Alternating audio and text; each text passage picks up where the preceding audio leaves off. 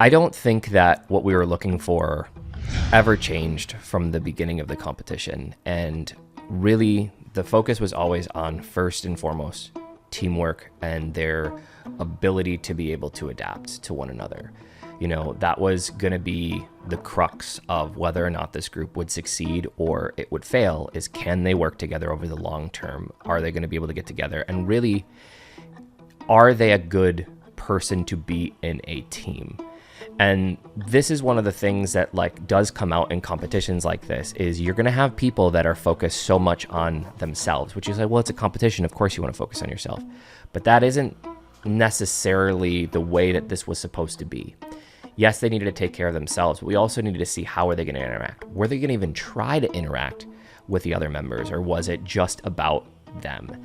And so that really became like the basic tenets of what we were looking for. For the rest of it, it really just was the basics. So as long as they had the good foundations and not a lot of bad habits, then it just became down to, okay, who's the best fit? And so I think that we've approached that from before we even did the online auditions and their first rounds of online auditions, all the way up until this point, that we remain true on that. One of the questions that came up that was almost like one of the gotcha questions that they would ask is like, who do you think is your biggest competition? You know, like, who do you think is going to win? Who do you think is the biggest competition? And like, in order to kind of, you know, stir a little bit. And I remember at Casa Nuan, I came back down and somebody told me about like one of the conversations. It was one of the staff, and they asked the girls that question, like they're all together, and the girls were just like, we don't care. Like essentially they're like, we're here, we're a team, we'll support regardless of who wins, everybody's amazing, everybody's here. And it was like, I think that was the moment where we also knew not only did it work, did it accomplish them to have that respite, but it also was like, we chose the right girls to get into this top 12 because they're not going to bite on the drama, which also means they're less likely to create like their own internal drama, right? Like they're going to be much more proud of what they have. And so that was a really cool moment during that. When it comes to things that didn't necessarily stick out, I think that one of the important things to remember about this is at this point in time, one of the things that we're also looking for is starting to split people up into categories, because not everybody is supposed to be able to do everything super well. Some people are going to do things just good enough to be able to do backing harmonies or be able to be part of the group. Like not everybody's there for that. And so we're at least able to kind of see at this point in time what directions we were going to start going in with some of these members. Are they really meant for a vocal line? Are they maybe more rap focused? Because for some of them as well, years on, you know, they may be able to pick up more skills, but we really needed to hone on, obviously everybody had to be able to dance, and then picking either rap or vocals generally was the way that we were going to go. And so we did identify at that point in time. I remember Cha had the ability to rap. Manea actually had a really great rap tone and rap ability, which was funny because it was very much the opposite of her personality. And then also I think we got to see a little bit like more of Cole as well, of that she also had the potential to be a rapper. So we already kind of knew she was an ace, but like she really, I think, brought it in these evaluation rounds.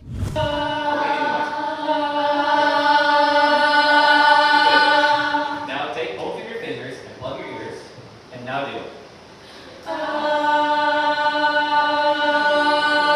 Do it, shake it down, pop it, run it, shake it down, move it, scoop it, shake it down, pop it, run it, shake it.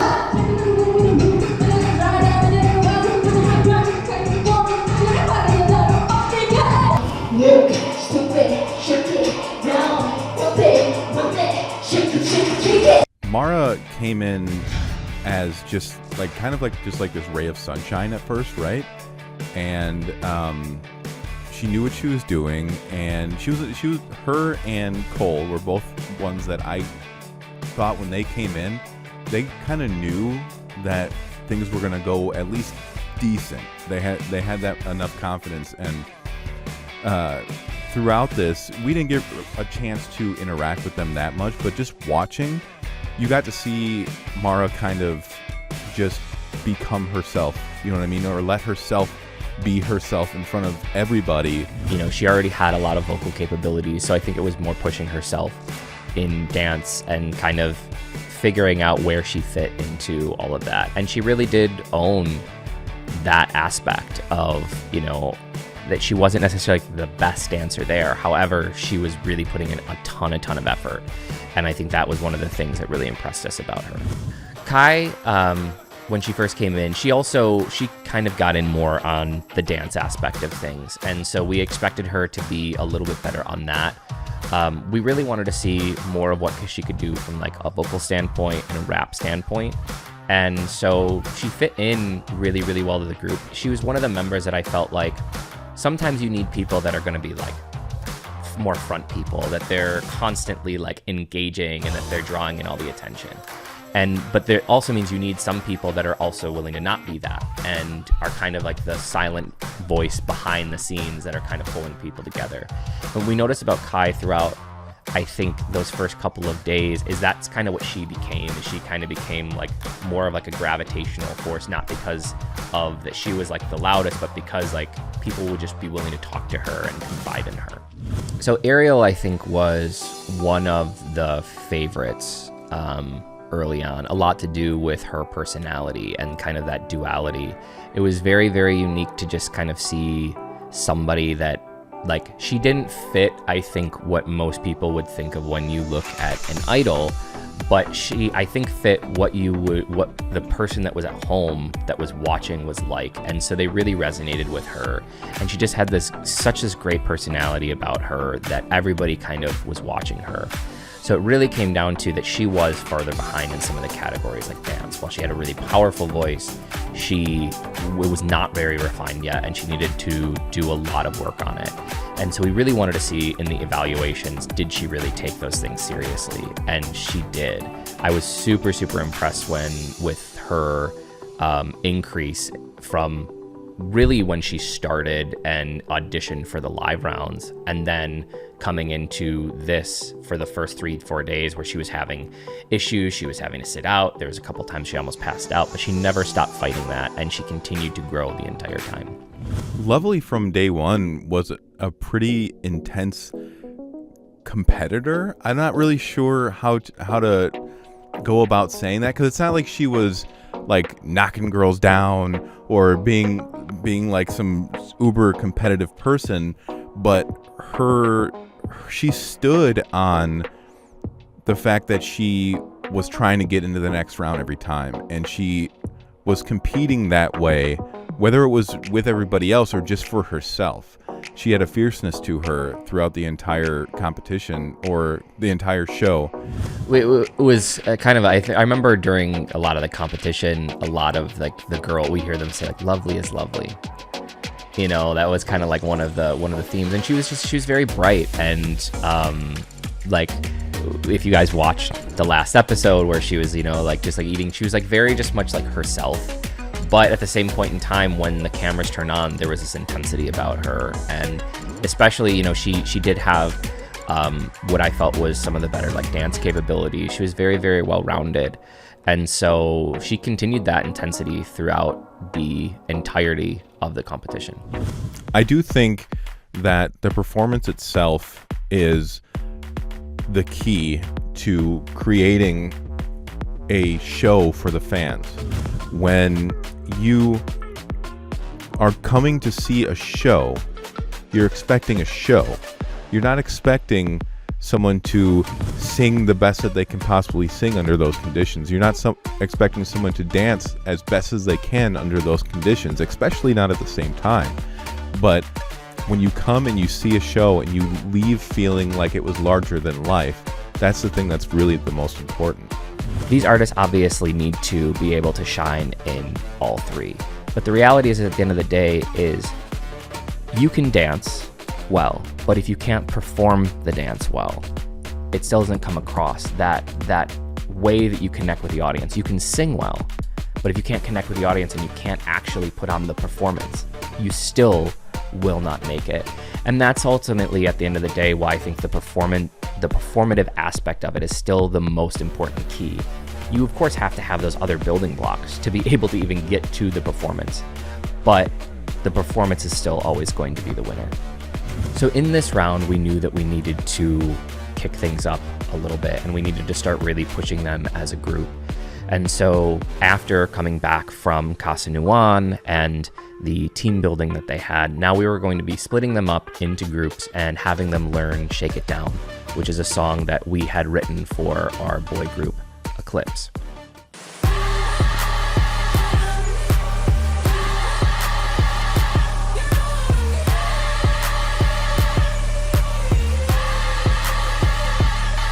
One of the reasons that we chose Shake It Down was because we really knew that this group was going to have to be super versatile, that they were going to have to be able to do both singing and dancing and rapping all at the same time, because we really wanted them to have a little bit of kind of a darker concept as well. And so Shake It Down fit that a lot better. Plus, it was going to really challenge them with a choreography that was a little bit more of a tough stage choreography to see how quickly they would be able to pick those steps up. Let's get this light to the room. Alright, so let's try it again. Slow mo, 5, 6, 7, and ooh baby, ooh baby. So this is boom, ooh baby, shake it. Right, so it's gonna be on the right. 5, 6. So look, stupid block, shake it. Yeah. Now. Move a little forward.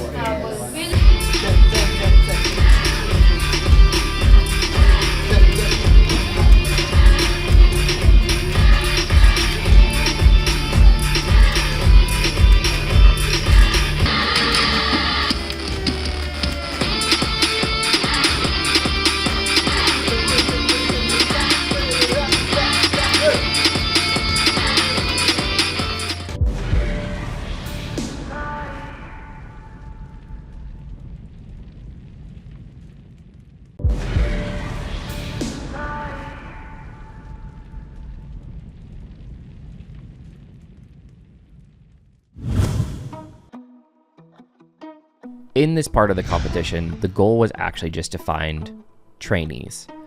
We did not have a set number of finalists that we had in mind. We knew that there was a minimum and a maximum, like kind of what we had in our minds. But what we really wanted to do is we just wanted to find the girls that fit. And we didn't want to, you know, tarnish that by being like, okay, we're only choosing 5, we're only choosing 3, whatever it was. It was really came down to who did we think was the best finalist to make it through. And at this point, we knew that we had to cut it down to 12. But after this, we had no idea how many candidates we would actually be choosing for the final lineup for the trainees at that point in time. There were definitely people that we had our eye on, but that's still, you really don't know enough about a person until they get into final training, and you can work with them for at least a couple of months and see how they're going to act during that and if they can really keep up with it. Cole from day one was an ace.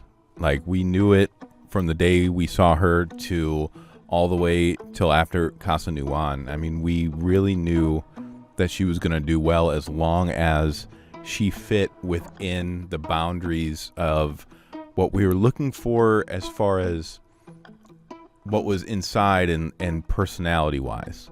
So we identified, oh, this person has all the skills that are needed for us to be able to mold those skills even further. But is she going to be the person that we need to be part of this group? Because that was the most important part about this group, is the teamwork and the bonding and the ability to mold in with each other. And what we got to see throughout is that she was that person. Not only was she good at all these things and also open, but she ended up being the right type of person for the group up to this point. Triss was, I felt like, the sleeper of the competition. And we remember that during the live audition rounds, when we were going back, that she actually was one of like the top 5 scorers during that round, but a lot of people didn't really like remember her. And I think it was an unfortunate part of like where she was in the lineup, but also because she was so quiet. So she didn't have that same kind of like commanding presence as the girls that stuck out, like Ariel and Cole. But what Tris did have was like a very, very wide range of skill sets, a very, very unique voice. She had this kind of like deeper rasp in her voice that was very, very different than what we had in the group. And so I really wanted to see, could she then pull out the personality aspect? And I remember watching during the first couple days while she was there, and she was so timid and she was so quiet. And we talked about having concerns about like, you know, does she even want to really be here? We couldn't tell because she was so reserved and quiet. And then she came into the evaluations and it was like this light switch just flickered on. And she was like then bubbly, and she was talking to us. And I remember asking her, you know, like, why are you doing that out there? Like this is it. This is what we want to see. And it was just nerves, you know, like she was nervous. She was trying to figure out her place. She's never done something like this, you know, and so she was kind of like comparing herself of where she was. But the minute that she had to perform and she was prepared, it was like a different person. And that was really, really good to see. That was kind of like the point for us. We're like, okay, she can do this. She's got it, because she had the other pieces. We just needed to know that she could turn it on.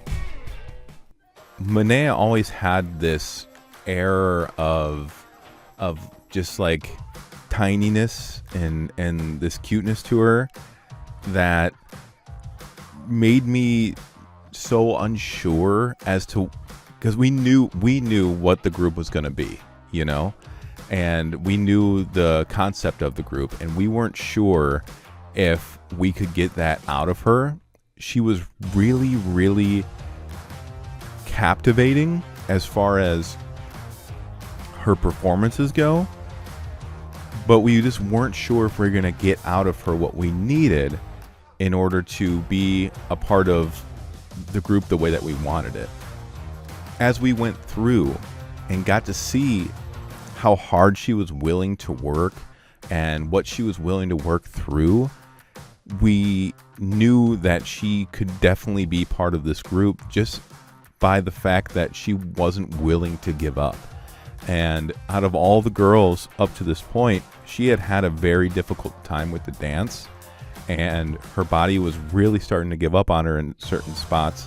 She pushed and pushed and pushed through that, and at that point we knew, hey, like, we can figure out what we're going to do as far as the concept goes, but this girl has something in her that is really hard to find, and that was just her willingness to keep going. Kay really got through because of her dance abilities.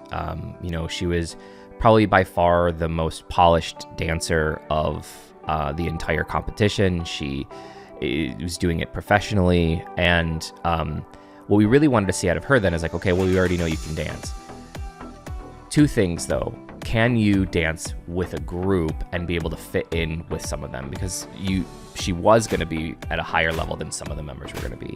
But the second thing is can she bring to the table some of those other skills? Is either her rapping or her singing enough to be able to get her into the group? Because it couldn't just be like a one-trick pony for this group.